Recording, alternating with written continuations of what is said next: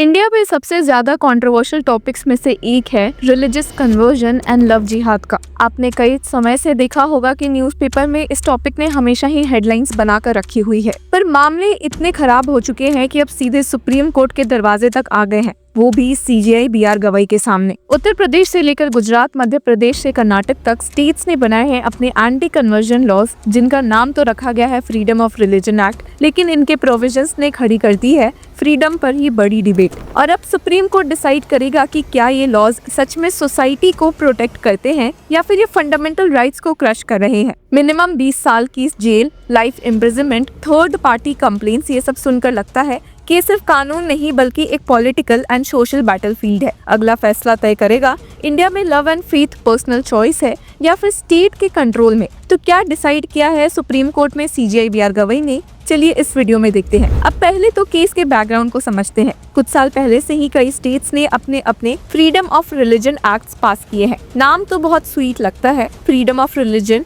लेकिन ground reality में ये लॉज अक्सर लोगों के फ्रीडम को ही रिस्ट्रिक्ट कर देते हैं। यूपी, एमपी, हिमाचल प्रदेश, उत्तराखंड, छत्तीसगढ़, गुजरात, हरियाणा, झारखंड और कर्नाटका सभी स्टेट्स ने ऐसे लॉज पास किए हैं। ऑफिशियल जस्टिफिकेशन ये होता है कि ये लॉज फोर्स्ड, फ्रॉड और अलूरमेंट से होने वाले कन्वर्जन्स को रोकने के लिए है, लेकिन क्रिटिक्स का कहना है कि इनका मिसयूज हो रहा है, स्पेशली इंटरफेथ मैरिजेस के अगेंस्ट। और सबसे ज्यादा कंट्रोवर्शियल है उत्तर प्रदेश का amendment of 2024। Senior advocate C U Singh ने सुप्रीम कोर्ट को स्पेसिफिकली पॉइंट आउट किया था कि in 2024 Uttar Pradesh law was amended to increase the punishment for unlawful religious conversion through marriage, minimum of 20 years, which can extend up to life imprisonment for the remainder of one's life। सोच के देखिए कि minimum 20 साल की jail सिर्फ इसलिए क्योंकि तुम अपनी मर्जी से किसी और धर्म में शादी करना चाहते हो। और सिर्फ यही नहीं, सीनियर एडवोकेट सिंह ने कोर्ट को रिमाइंड किया कि अब इस लॉ में twin conditions for bail as found in PMLA भी अप्लाई किए गए हैं, मतलब बेल लेना ऑलमोस्ट इम्पॉसिबल हो गया है।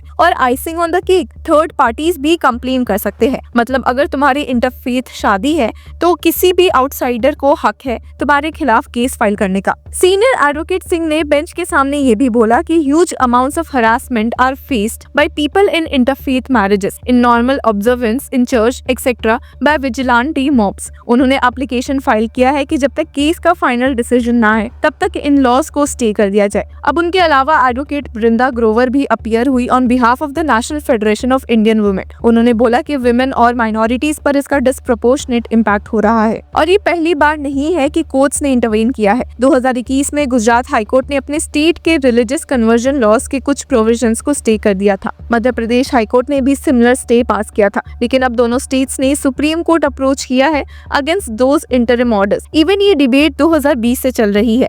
तब एक bench headed by then CJI justice DY Chandrachud and justice PS Narasimha ने नोटिस इशू किया था ऑन दीज पिटिशंस। उसके बाद जामियत उलामा ए हिंद ने एक ट्रांसफर पिटिशन फाइल किया था सुप्रीम कोर्ट में, रिक्वेस्टिंग कि जितने भी केसेस हाई कोर्ट्स में पेंडिंग हैं उनको एक साथ कंसोलिडेट करके सुप्रीम कोर्ट डिसाइड करे। लेकिन अभी रिसेंटली ट्यूसडे 16 सितंबर को एक bench comprising chief justice of India BR Gavai and justice K Vinod Chandran ने सुनवाई की और उन्होंने क्लियर डायरेक्शन दिया कि states must file their response within 4 weeks to the application seeking stay of the anti conversion laws. Court ने ये भी बोला कि मैटर को 6 weeks के बाद दोबारा सुना जाएगा। अब सुप्रीम कोर्ट ने एक बैलेंस्ड अप्रोच लिया है। बेंच ने additional solicitor general KM. Nataraj, जो रिस्पोंडेंट स्टेट्स को रिप्रेजेंट कर रहे थे, से कहा कि file your responses to the stay application within 4 weeks, और अभी के लिए मैटर को 6 हफ्तों बाद के लिए लिस्ट कर दिया गया है। साथ ही बेंच ने advocate Srishti Agnihotri and Ruchira Goyal को अपॉइंट किया पिटिशनर्स और रिस्पोंडेंट्स की तरफ से रिस्पेक्टिवली,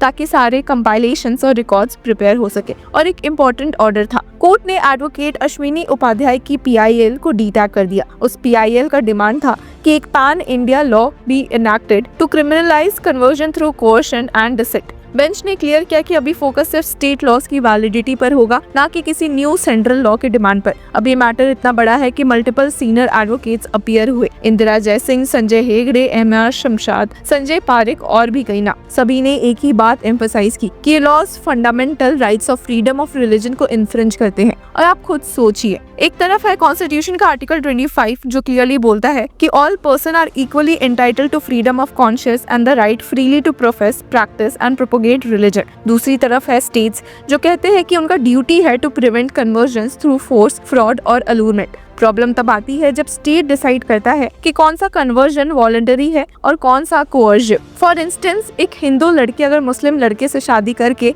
इस्लाम अडॉप्ट करना चाहे तो अक्सर इसे इमीडिएटली टैग कर दिया जाता है एज लव जिहाद, और तब से पूरा डिबेट कम्युनल और पॉलिटिकल बन जाता है। अब ग्राउंड लेवल पर ये लॉज एक तरह से लाइसेंस बन गए हैं हरासमेंट का। इंटरफेथ कपल्स को पुलिस स्टेशन बुलाया जाता है, उनके फैमिलीज को इन्वॉल्व किया जाता है, कभी कभी मॉब्स भी आ जाते हैं। एडवोकेट्स ने कोर्ट को ये भी बताया कि even normal church gatherings face disruptions with vigilante mobs accusing them of conversion. इसका मतलब एक सिंपल रिलीजियस प्रैक्टिस को भी सस्पिशियस एक्टिविटी ट्रीट किया जा रहा है। अभी के सिचुएशन में 6 हाई कोर्ट्स में केसेस चल रहे हैं, गुजरात, हिमाचल प्रदेश, झारखंड, कर्नाटका, मध्य प्रदेश एंड उत्तर प्रदेश। और इंटरेस्टिंगली सिर्फ गुजरात और एमपी हाई कोर्ट्स ने कुछ प्रोविजंस पर पार्शियल स्टे दिया है, बाकी सब अभी भी इन्फोर्स हो रहे हैं। अब मान लीजिए कि जब एक स्टेट का लॉ कहता है कि शादी के जरिए होने वाले कन्वर्जन पे मिनिमम 20 इयर्स की जेल होगी, तो ये सिर्फ लीगल नहीं, एक पॉलिटिकल नैरेटिव भी बन जाता है। रूलिंग गवर्नमेंट के सपोर्टर्स कहते हैं कि ये laws protect society from deceitful conversions के लिए है, लेकिन अपोजिशन और एक्टिविस्ट का कहना है कि ये डायरेक्ट अटैक है सेक्युलरिज्म एंड इंडिविजुअल लिबर्टी पर। और इलेक्शन कैंपेन्स में लव जिहाद